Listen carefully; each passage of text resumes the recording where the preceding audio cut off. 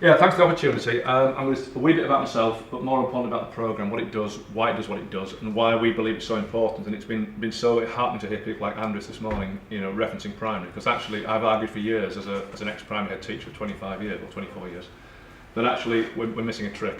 It's primary where it starts. Not necessarily careers education, because they're too young for that, I suspect, but it's about aspiration raising, particularly in what are our more deprived communities, of which there are an awful lot in this country, and I suspect many of you are aware of where they are in your locality. So that's sort of where this cropped up.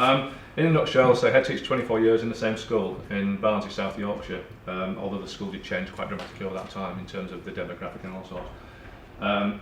Massive deprivation. Barnsley had been a community that lost the pits in the sort of mid-80s and never really has recovered.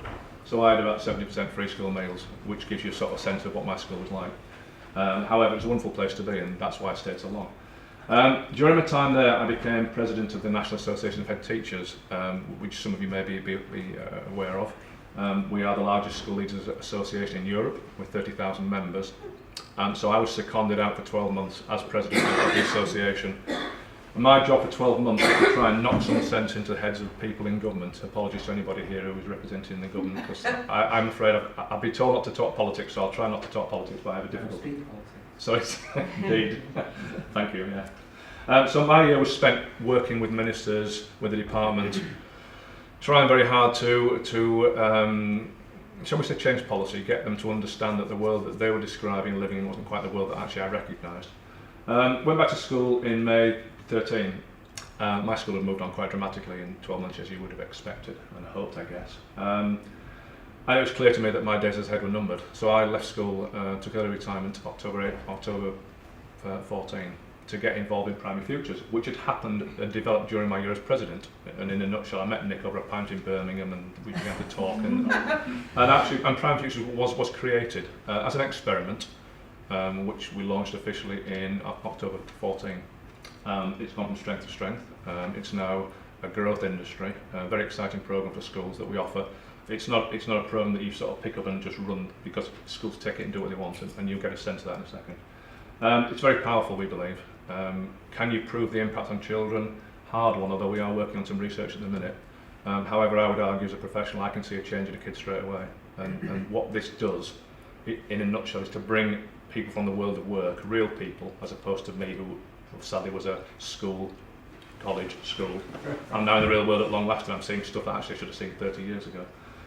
Bringing real people from the world of work, where you come from, many of you, to talk to kids, not just about the jobs, but more importantly, to bring purpose to learning. So saying to kids, this is my job, but I need literacy and maths because these are, and you give the kids that understand actually what they're learning has got some real purpose. Because at the minute, if you ask kids in year 6 what they're learning and why, chances are they'll tell you it's to pass a test, because that's the world. We're in a sausage factory, as you'll be aware, those who've got kids and those who've got access to kids. So this starts to break the mould.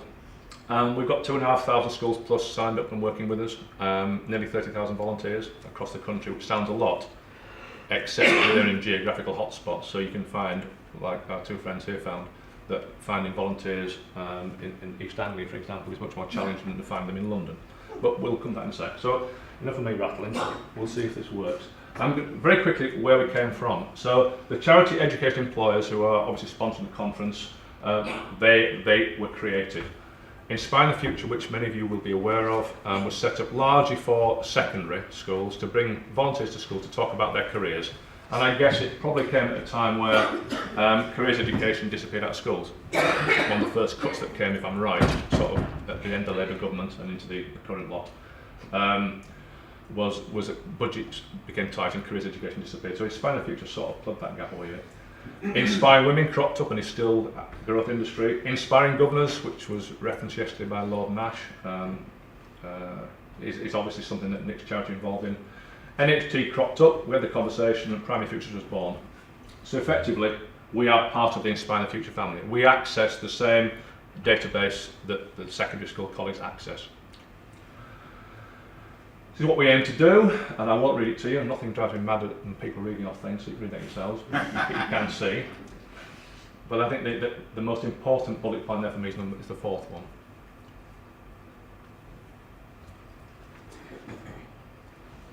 And that's how we do it. People often say to me, is it that simple? And the answer is yeah, it is that simple. Those of you who are in the world of work, you do not understand probably the impact that you have by spending an hour in school. You just don't. You may have a great time, but the impact on those kids can be life-changing, it really can.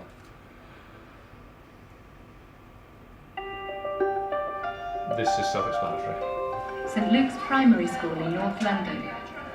A Primary Futures event made possible through the Inspiring the Future technology, bringing volunteers from a wide range of local employers into school to do something very simple, to talk to children about how what they learn in the classroom relates to the world outside. I think it's very good that people come into a school and they tell their jobs and their life stories, because it inspires loads of kids. Designed and developed with the National Association of Head Teachers, Primary Futures makes it quick, free and easy for teachers to connect with local volunteers. The idea behind Primary Futures is really simple. Get people into primary schools to talk to the children about their jobs. You get two things out of that. You get to broaden the horizons of the children as to what's possible in their lives, but also you get them to connect what they're doing in school with what's going to happen to them later on, and they can see a meaning and a relevance in that gets them really excited. And the impact on the children and their motivation, it's just amazing. This is going to be your opportunity to hear, to ask questions, and find out about something that could change your life. And that's what the Primary Futures event is all about. So I've got our 5 volunteers here, and you need to find out what their job is. Volunteer 5, does your job involve beauty products? No. That's hard. So contestant number 5, we suggested you were not linked to beauty or beauty products, so that we eliminated that, and you were a singer. Can you please share with us what you actually do? I'd like to say I do singing, but now I'm a doctor. There we go. I'm Lisa Barker, I'm the editor. Apologies, you're still on time to place here. Hi, my name's John, I'm a firefighter. My name's Jordan, I'm an archaeologist for UCL. An archaeologist. Primary Futures is all about inspiring young children at primary school level about the opportunities open for them in the future. It's about harnessing the talent of volunteers who give up their time to come into schools to explain what they're doing, how they got there, and any other life lessons that they want to explain. I think it's absolutely vital that young people are inspired about the options open to them in the future, and that this starts early. And it's been a pleasure to support Primary Futures here at Priestmead and Harrow this morning. When I first heard about the Primary Futures programme, it was exciting because it was everything we were trying to do as a school. It was giving children the opportunity to experience real life learning from people in a range of jobs, from a range of different industries, and sharing it.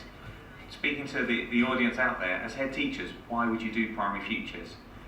It's going to give you something your school hasn't had. It's easy to organise. Work with schools who've already done it, like ours. But take the opportunity to get volunteers into your school and see the difference it makes to your children. Joining the Inspiring the Future family, primary schools can now have access to thousands of volunteers. When you know what you want to be, and it says you have to properly learn math and science, you focus on those things. Primary Futures, working together for all our futures. That was a video that we released at our NHD conference in 2014, and we still use it today. Obviously we still delete Nicky Morgan at some stage and replace it with the next incumbent. We had David Laws on, and we also had others. We had to take them off one by one. But it gives you a sense of the power of a programme project. I'm not sure. It's a series of ideas, and schools will take them and use them in different ways. And I'm not sure our 2 friends here will tell us how they've used it in a particular way. I can reference others in a second. The What's My Line bit you saw, schools often like that as a sort of a starter. So you have the kids in a hall, and you have a handful of carefully selected volunteers who will answer questions yes or no. They then return, once the kids are trying to work out what they are, in their uniform. And the uniforms are a great way of doing many things, particularly gender busting, which we'll touch on in a sec. So how does it work? Very simple. Our ask of volunteers is an hour a year. Now, we know full well that most volunteers come back for more. Occasionally it doesn't work, and volunteers will do an hour, that's a lot. But an awful lot are willing to come back and spend more time. Schools are encouraged to maybe do a one-off event, but often to do a series of events. So to look at the curriculum across a year and ask the question, where could a volunteer enhance the kids' learning? Not replacing the teacher, but supporting the teacher. You know, I could talk to my kids at my school about an archaeologist's job, but I've never done it. to bring a real life archaeologist in who could actually explain what he or she had actually done is a very different experience than me talking about it, and that's why it's so powerful. So we ask an hour a year. The process is very easy. If you just go into the Inspiring the Future website, Google it, you'll find that it can take you 5 minutes to register. And of course, if you go back to base, you've got lots of colleagues, tell them what we do, please. In terms of schools, it's a very simple process. Then they register. It is a free service, as we've said. They register, they get access to the database of the volunteers in their local authority area to start off with, so they can see what's available. They can sort of filter jobs by job types, so engineer, IT, or whatever it is. Some schools go for a specific focus on a particular series of jobs. Other schools prefer to go for a sort of a blanket. We want 50 volunteers, let's see what we get. The system has got an email system built into it, so communication begins. And the key thing is for schools to treat volunteers as really important people. And if schools do that, volunteers feel highly valued and will come back for more. You know, I had the dreadful phone call some months ago from a volunteer who rang me, found my name on the website and said, I turned up at the school last week and they'd forgotten I was coming. It's like that sort of that oh God moment, when actually things had happened in the school as things do, but people had forgotten to meet the volunteer. And so that volunteer was well, you can imagine what I'm thinking, wasn't very happy with life. And so schools have got to play a really important part here to make volunteers feel really very, very special. I won't talk much about this because the two ladies are going to talk more about this, but these are some of the ideas for schools. I'll pick up on breaking stereotypes in a second, because that's a really big one for primary schools, a really, really big one. So the school has to decide which year group is it. Will it be all primary? Will it be Key Stage 1, Key Stage 2? Will it be 3 and 4 year olds, which people have said to me can't work, but it does, because we know it does. It takes a certain sort of volunteer with a younger child, we do accept that. Is it a single school, is it a joint event, is it one-off events, is it themed? There's a load of ways of skinning a cat. The school decides what works for them, but I think the most important message that we have is don't just stick to a single event, which has its impact, don't get me wrong, but actually look beyond that, look at the year and work out where volunteers can enhance what goes on in school. I'm going to come back to breaking stereotypes, because a lot of schools now are picking up on this and are recognising it is a problem. We've known it for years, to be fair. You know, research tells me that kids of age 6 and 7 begin to work out in their own mind the gender stereotypes at that stage, and that's a lot earlier than I thought, I have to say. So some schools actually focus upon that, so deliberately have volunteers doing the jobs that you would expect them not to do. So for example, we had a guy who did some work for us in London, and he's built like a very large prop forward. He's a rugby player. He's got tattoos, earrings, he's got earrings where he shouldn't have earrings, and you take one look at him, and my first reaction was typical wrestler, cage fighter, whatever. He's a cheesemonger. Okay? So straight away, the look on the boys' faces, and equally you get, I probably avoid being sexist, haven't I? The young lady who probably in my former life I'd have thought was a model, when she's actually gone through you discover she's actually an interior designer of Aston Martin cars. So that's fantastic for kids to see. And we did a video. Well, the video was sent to us and we adopted it very recently, which has now had over 20 million hits worldwide, which I'm going to show you now, which just highlights that and the importance of the gender stuff. This afternoon we're going to draw people doing different jobs. Just watch the kids' faces. And the first job we're going to draw is a firefighter. Have a think in your head what a firefighter looks like. What's your firefighter called? Mine's called Firefighter Gary. Firefighter Stan. Firefighter Simon. He's big and strong. He's got a big helmet on. That's brilliant, isn't it? Next we're going to draw a surgeon. Have you thought of a name for your surgeon? Jim Bob. He's a brain surgeon. I think he would wear a stethoscope. He gives you medicine. That's his ambulance. Okay, next we're going to draw a fighter pilot. This is his jet plane. He rescues people. He likes to do stunts in the air and stuff. Okay, now who would like to meet these people for real?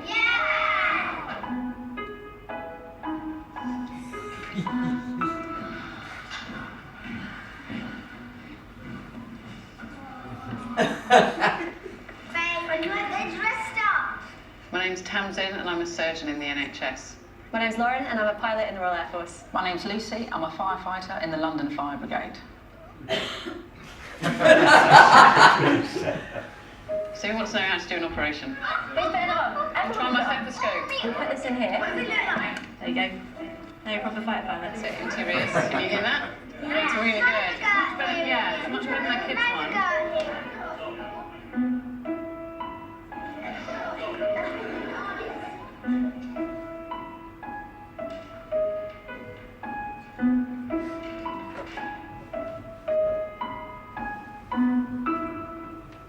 And Primary Futures and indeed Inspiring the Future can help to sort of turn that one back, because it is a major issue, a lot bigger issue than actually I think that we think. It's interesting that video has now been dubbed in Mandarin. It's now bouncing around China as well, so it's now been picked up worldwide. So again, that's a very important message that some schools want to try and break, and Primary Futures is perhaps a vehicle for doing that. So pretty much in a nutshell, I'm going to shut it down and let the ladies who've actually been involved doing this actually talk about their experience, and I think the impact on the kids, because that's the critical part of this. It's a great day or a great morning, but is it impacting on the children, upon the children's learning behaviours? And that's the critical thing for me as an ex-ed teacher. It's about those kids seeing that there is something beyond the world that they understand. In the case of my kids at my old school, they aspired, the girls want to be models of course, because that was the vogue. Occasionally a hairdresser. You might be lucky they want to stack shelves at Morrison's. One told me she wanted to get pregnant because she got money on the dole. That's what she told me, and that's an 11-year-old girl. Now equally, the boys aspire to be footballers because that's what they want to do. And beyond that, they know nothing more, because certainly in my school, I was second generation unemployment. So those kids knew nothing other than mum and dad being at home, if there was a dad at home. So that was the nature of where they were and what they saw and what they understood. By using Primary Futures, which we piloted in April 2014, the perception of my kids began to change. It didn't change overnight, but they began to see there were possibilities beyond, particularly when we brought people in, volunteers from Sheffield and Leeds, who had come through a background very similar to my kids, and that's also very powerful. So they come from an area of challenge and have made it. And I think that again has a really great impact on the kids. And I'll tell you one little story about Becky, because if I don't tell you about Becky, Nick will go bad about it. Becky was a lovely little thing, 11-year-old girl. She was on the SEN register. Well, she wasn't specific special needs, but she had learning difficulties. Becky's the sort of kid who will be pregnant at 13, 14 because she's so vulnerable. A lovely little girl who would always give her best, but really didn't have an awful lot of ability academically. We had a solicitor came in from Leeds who'd been in the High Court that morning. She came in with the wig and the gown and all the stuff, and with a briefcase and what have you. And the kids wanted to talk about the case and was it a murder and all that. We got that out of the system first of all. And then she began to talk about the job she really did and her journey. And at the end of the 15-20 minute session with a small group, Becky turned to me and she said, "Mr. Iredale," she said, "I couldn't be like that because I can't go to university because I'm not clever enough." You know, pretty much her words. And your heart sinks as a head teacher, because that's like, oh, God, what have we been doing for this kid? And the solicitor jumped straight in, and she was fantastic. She said, "I left school at 16 with nothing, and her first job was a job in a solicitor's office serving cups of tea. She then found an internal route, which I didn't realise existed, and she went all the way to the very top as an article solicitor now, having done that internal stuff." And Becky just looked at me and just said, "I could do that." Now, whether she meant she could go to the top or whether she meant she could serve tea didn't matter. Becky's life changed at that moment, and for the remaining 6-7 weeks in my school before she moved up, Becky's outlook changed. You could actually see it. You couldn't measure it, but you could just see it. She could see there was something out there for her, a world that she didn't know existed, and that's what we try to achieve. So with that, I'll hand over to our two experts, because you've done it. Come on, girls, all yours. Do you want me to try and... Yeah, you're okay with the computers? Yeah, just me following on from that, just that small story is, something we just said when we were discussing about coming on here was, how do you measure goosebumps? And I wonder how many of you went goosebumply at that story, because I know I've heard it twice and I still went goosebumply. Well, I'm Roberta Kay. I'm from Suffolk, which we're actually putting Suffolk on the map. It's that little bit that sticks out in the country, if any of you have been there. And it's really... The high level of disengagement. Yes. Didn't notice. And it's really highlighting that although people hear about London deprivation and all the children that we hear about those, they've got all these sort of social issues and everything, there are coastal deprivations. We may live in the most beautiful place in the country, and believe me it is, and you can walk down to the beach and have a fantastic time. But for a majority of our children, if they live 2 streets away from the beach, they don't live near the beach. They never go to the beach. They have got so much deprivation. They don't have cultural expectations. They don't have lifelong expectations. They come from families that are 3-4 generations unemployed. They do not know what the world is. They don't go, I took my son's friends onto a party to Norwich, which is 17 miles away. We picked up the children along the way. This boy got in the back and went, "I've never been to Norwich." The children do not go out of their own little world. They just live in this small world. And it is very sad. When we ran our primary futures, which Well, impact the training we were put on, and I emphasise the word put on, and then I think we were asked to do Primary Futures. We were invited. Invited to. And I said to Jen on our first day, we're going to go to London, we're going. And she was like, no, we're not. Yes, we are, yes, we are. It's been the most amazing opportunity to give our children the chances. And when we ran it, one of a similar story to the singer story was, there was 5 candidates sat at the front, and one of the gentlemen, number 5 candidate, was very, very important.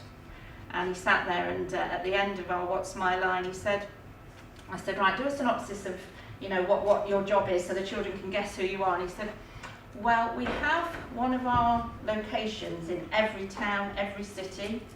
We're open 24/7, and we all wear a uniform. Who am I? And a little boy put his hand up and went, McDonald's. He was the Chief Inspector of Police for Suffolk. So that's where our children are at. They, you know, he obviously had made an impact on those children. They haven't quite got the clues. So Gunton Primary School we're on the most easterly point. If you were to put a point on the map, that's where we are. We have a 3-form entry of children coming in. We have about 350 children in the school. I'm the reception teacher. Jen is the Year 1-2 teacher. We have recently been taken over, asked to become part of the Reach 2 Academy. As you know, most schools are now part of academies. And we are Gunton Primary Academy. And the head teacher has convinced the children that he has chosen grow, persevere and aspiration as our tag words. They're our thing. And the children think it's amazing that that's GPA, as if, you know, it's some sort of, oh really, did that just happen? So we are really trying to instill in our children that they grow. Yeah, obviously they physically grow, but they're going to grow. They're going to persevere and they're going to aspire. And we've got to find as many ways that we can to enable those children from really early on. I mean, I teach 3-4-year-olds, and already they have got those stereotypical views. They really, really have. And I think we've got to change that. Okay, so we ran our day on the 18th of May. We started off with a What's My Line? And we changed it to like, can you guess my job? And introduced it. The children, I do have to add, had no prep work on this. We literally lined them up, we're like, oh, we're going to have a treat, and walk them all in, and they were not expecting anything. No, and at this point, one of the volunteers said, exactly what preparation have you done with your children? And I sort of went white, and went, none. And I actually had these children sat in front of us, Year 4, and I actually undervalued their ability, because we actually thought, they're not going to speak, they're not going to say anything, they haven't got the language to do this. They astounded us. They really did. It was amazing. Like the questioning, the vocabulary, their understanding. And although they went in not knowing some of the job roles, by the time they came out, they could confidently talk about these job roles. It was amazing. We had small groups of about 5 children. You'll see later in the video, and they had that personal time with the volunteers, and that was crucial. That was a time they could ask questions to volunteers and really find out the nitty-gritty bits that they wanted to know, and that was great. We then also gave some children an opportunity to have a one-on-one interview. And during that time, the children hadn't been prepped, and they were amazing. They literally were. Now I'm going to sing their praises because I'm their teacher, but it was just phenomenal to see how the questions and their enthusiasm to this. And I genuinely feel that had made an impact to those children. Yeah, we had one child who, very similar to your child, he's a high-profile child for all the wrong reasons in the school. He's the child when you go and teach in his class, you make your best friend, because if you don't, his behaviour is going to destroy your teaching ability. So you know this child, and you know he sort of came into it, sort of probably sitting there thinking, oh yeah, I'll just count the light bulbs or something, or you know, I've got to be here because I'm told to be here. And at the end of the session, he came up to us and he said, that was the best day of my life. This is a child who necessarily comes from a very, very socially deprived family. You know, he's one of 5 children. I don't know whether he will make it in life, but if in some way what we ran and being part of Primary Futures has changed his life and has touched him in just a very small way and given him the ability to reach higher, then we've got something. Power. He's got that power. He's got that power. I've got the goosebumps again. So here's a very short video, homemade video, just showing what we've done on the day.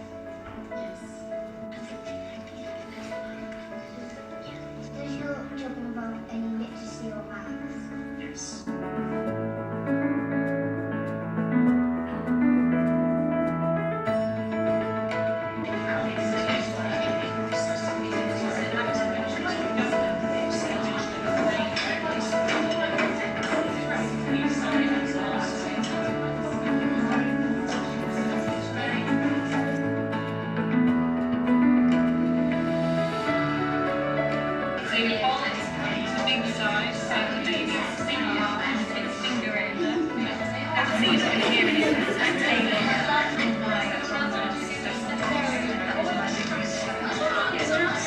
Do you think I did a lot of writing?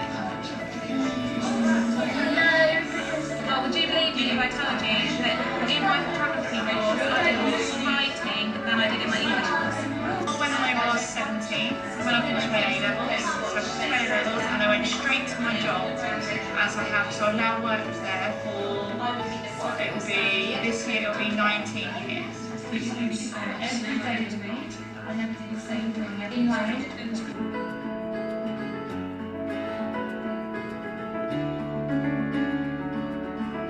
So the best way to keep a baby is actually putting it close to you and cuddling it. Oh, Theo, you're a great dad. Have a look. My nan was an accountant, so I decided that's what I wanted to do. And so I didn't go to university, I didn't get a degree, because in my job you don't have to have a degree.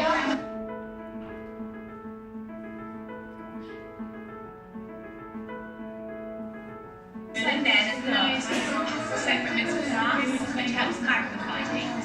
If you could have 3 wishes, your job, what would you want to To make sure I give my clients everything they want on time, because sometimes that doesn't always happen. To continue to enjoy my job, because I really, really like my job and I like spending time with lots of different people. The other one is really difficult. Maybe to be promoted to be a manager instead of assistant.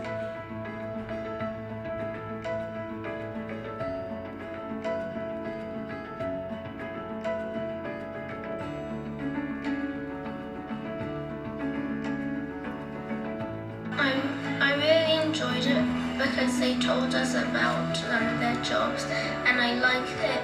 I liked the guess the job game.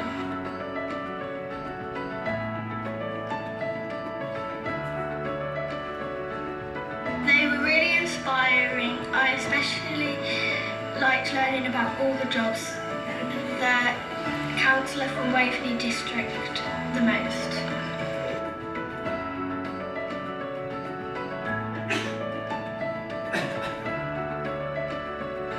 All 5 candidates inspired me, and I don't think anything could have been better because it was amazing.